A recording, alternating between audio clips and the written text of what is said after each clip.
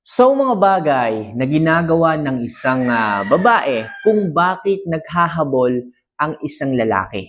Yes mga kamamay, sa video na to, share ko sa inyo yung mga bagay na maaaring niyo pong gawin upang ang isang lalaki ay agaran ang maging paghahabol sa inyo. Siyempre, nakakapagod din naman, nakakasawa din naman, nakakaumay din naman na kayo palagi ang habol ng habol pero hindi naman kayo pinapahalagahan. Hindi man kayo pinapansin, hindi man kayo binibigyan ng atensyon, nakakapagod. Ngayon sa video na to, kung gusto niyo po na kayo naman ang habulin ng isang lalaki, ipakita, i-apply, at gawin mo lang ang mga bagay na sasabihin ko sa inyo sa inyong relasyon.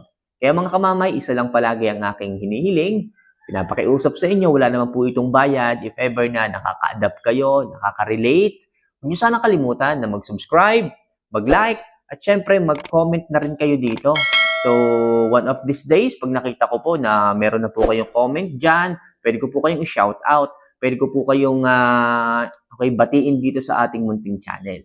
Kaya mga kamamay ha, kung nakagawa nyo na po yan, maraming salamat. Ngayon pa lang nagkapasalamat na po ako sa inyo at simulan na po natin ang ating topic ngayong umaga na to. So, ano nga ba yung mga po pwede nyong gawin sa inyong relasyon sa isang lalaki upang lalaki naman ang maghabol? Okay? So, number 1. Dapat hindi ka martir pagdating sa inyong relasyon. Yes, mga kamamay, yung paghahabol po ninyo, matatawag po nating pagiging martir yan. Yung tipong kapag lumayo ang lalaki, hinahabol po ninyo. Yung tipong kahit lumayo siya at nasa mali naman siya, hinahabol nyo pa rin, pagiging martir po ang tawag dyan. Ina-advise ko po sa inyong mga kamamay, imulat nyo po ang inyong mga mata, ang inyong isipan sa ganitong klase ng bagay. Bakit po kailangan yung habulin yung lalaking hindi naman kayo pinapahalagahan? Bakit kailangan yung i-please na manatili, magstay, bigyan ka ng oras nung lalaking hindi ka pinapahalagahan? Tandaan nyo mga kamamaya, kapag hinihingi nyo po ang pag-ibig sa isang lalaki, lalo po itong nagiging mailap. Lalo lang po nila itong ipagkakait sa inyo. Kaya I advise mga kamamay ha, huwag kayong maging martir. Kasi sobrang pagmamahal ninyo, nakakalimutan nyo ng respeto ng inyong sarili. Hindi nyo na naiisip na, okay pa ba ako? Masaya pa ba ako? Ang mahalaga sa inyo, manatili yung lalaki. Tapos ang lalaki naman, inaasal na yung paglayo kasi alam nilang hahabulin ninyo sila. Pero kung kayo ay hindi martir, kung kayo ay hindi marupok, na tipong naiisip, nare-realize ninyo, nalalaman ninyo na kapag mali ng ang inyong mga partner ay hindi nyo sila hinahabol, dyan sila maliliwanagan at matatauhan na dapat kayong hinahabol nila. Tatandaan nyo mga kamamay, as long as wala kayong ginagawang mali, hindi kayo nagloloko, hindi kayo nagiging irresponsable, kayo ang pahahalagahan. Nababaliktad lang yung equation, yung situation, dahil nagiging mali ang inyong reaksyon sa mga bagay-bagay. Na dapat hindi kayong naghahabol sa isang lalaking lumayo na hindi nyo naman ginagawa ng mali, ang nangyayari baliktad. Kayong naghahabol eh. Kahit mali na yung lalaki, hinahabol nyo pa rin. Kaya inaasal ng lalaki yan. Kaya binibisyo ng lalaki yan. Kaya nahihirapan kayo sa isang relasyon. Ang gawin nyo ganito, pag nagkamali sila, huwag nyong habulin. Okay? Huwag kayong mag-please, huwag kayong makiusap, huwag kayong mag-sorry. Wala naman kayo kasalanan, huwag kayong mag-sorry. Doon pa lang maling-mali na kayo eh. Kaya kayo inaabuso eh. Kaya kayo nasasaktan eh. Naghahabol kayo sa walang dahilan. Naghahabol kayo sa maling dahilan. Naghahabol kayo sa maling paraan. Kaya mga kamamay, maging matigas kayo. Huwag laging puso ang pairaling. Oo, mahal niyo yung lalaki. Pero kapag kamali na, hindi na tamang gamitin ng puso. Dapat isip na. Kaya mga kamamay, kung gusto po ninyo na habulin kayo ng isang lalaki, dapat hindi kayo martir. Na tipong pag sinaktan kayo, bahala ka. Kung sinaktan kayo, ekis ka na. Huwag ka maghahabol. Please, huwag ka magmamakaawa. Please. Ako nagsasabi sa inyo, hindi kayo irerespeto ng lalaki kapag kayong naghabol, tapos sila yung nasa mali. Okay? Lalo lang lalaki ang ulo ng mga yan. Alright? So next, dapat hindi rin kayo sobrang needy. Ayan mga kamamay, sa isang relasyon, dapat hindi naman talaga ganito eh. Sa umpisa lang ng isang relasyon to, masaya, masarap, nakakakilig. Yung tipong lagi kang hinahanap ng babae, nakakakilig yan sa umpisa. Yung tipong lagi kang tinatanong ng babae, Sa una lang ng relasyon nakakakilig yan. Yung tipong mawala ka lang sa paningin ng isang babae, nahanap ka na, sa umpisa lang ng relasyon masarap yan. Pero kapag kayo ay nasa 2 taon, 5 taon, 10 taon, tapos needy pa rin yung babae, nakakairita na po yan. Okay? Hindi na po masarap sa pakiramdam yan. Kasi nakakasakal na po yan. At lahat po nung nasasakal, pagdating sa isang relasyon, pilit na umaalis. Pilit na kumakawala. Ang hirap din kasi kapag walang kalayaan eh. Yung tipong nakasama ka lang doon sa mga kaibigan mo, kung ano lang iniisip sa'yo ng isang babae. Yung tipong hindi ka lang nakapagsabi or something na biglaan lang yung pangyayari, kung ano lang iisipin sa'yo ng isang babae. Nakakasakal po yan. Yung pagiging needy na yan, nakakasakal po yan. Parang tipong wala ka ng kalayaan sa isang relasyon. Lalo na pagdating sa isang lalaki, mga kamamay, pag pinaghigpitan niyo po yan, wala kayong magiging growth development pagdating sa isa't isa. Kaya hanggat maaari mga kamamay, huwag kayong magiging needy. Yung tipong pag hindi kayo binigyan ng oras, umiiyak kayo, nagagalit kayo, nagmumura kayo. Huwag pong ganyan. Lalo lang pong may stress ng isang lalaki, mape-pressure, at lalo lang kayong magkakaroon ng sagutan, awayan, tampuhan kapag kaganyan. Kung hindi ka bigyan ng oras, tanggapin mo. Anong dapat mong gawin? Eh di, humanap ka ng iba, yung mga kaibigan mo. Pero magpapaalam ka. Sabihin mo sa kanya, babe, total, napaka-busy mo naman sa trabaho. Medyo na-stress na rin ako dito sa bahay. Hindi naman kita mahanapan ng oras. Okay lang ba sa'yo na magsimba muna kami ng mga kaibigan ko?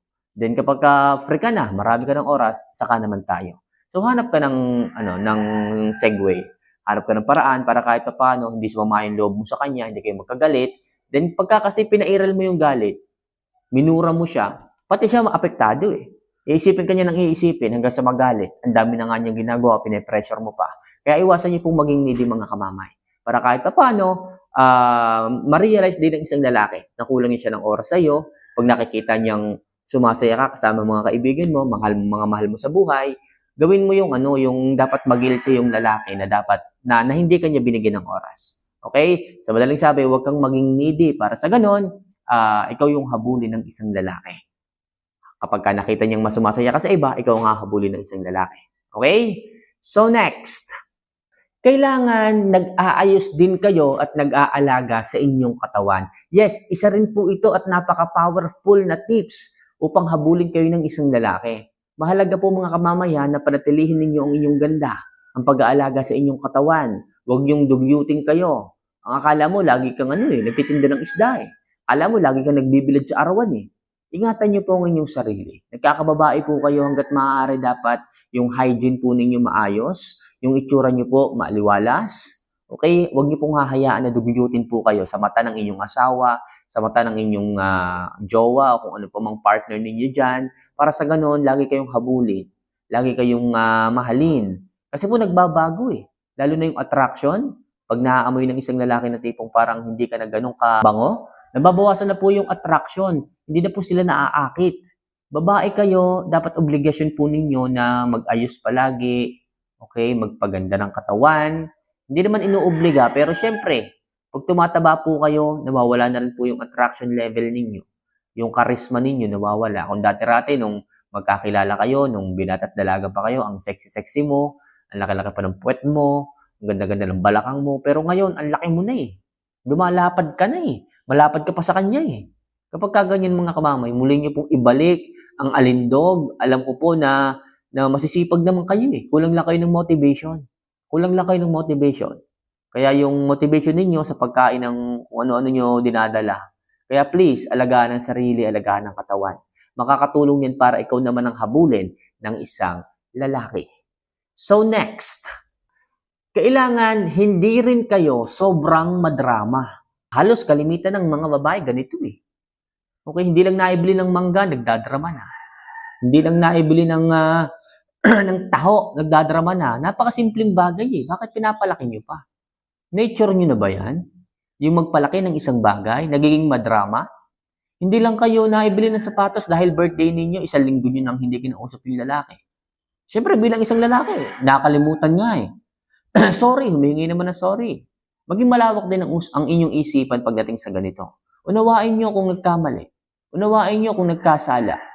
Pero kung yung paulit-ulit na, siguro po pwede kayong magalit. Pwede kayo magtampo, mag-no contact rule kung paulit-ulit. Kung minsan lang naman, kung ngayon lang naman, palampasin nyo na.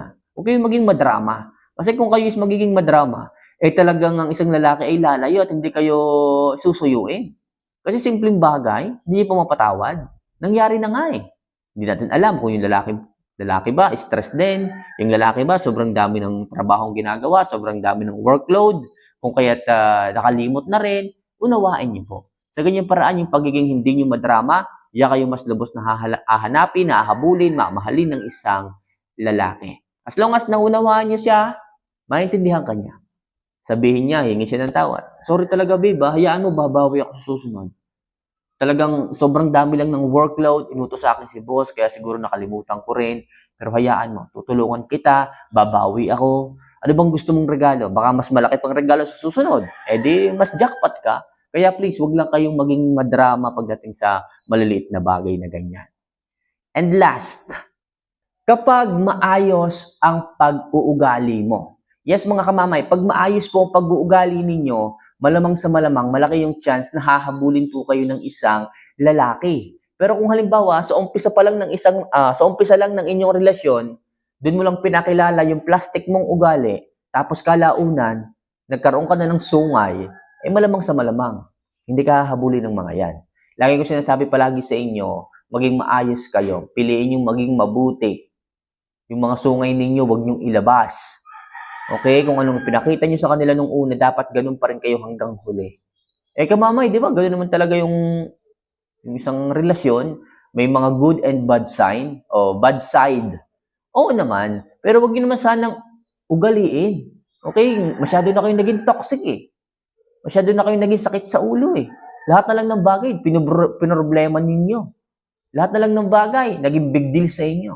Please mga kamamay, maging mabuti pa rin kayo. Magkaroon kayo ng mabuting mga pag-uugali sapagkat hindi na kayo nabata eh. Patanda na kayo. Okay, wag niyo na masyadong gawing issue yung mga maliliit na bagay. Yung iba pinapalaki pa eh.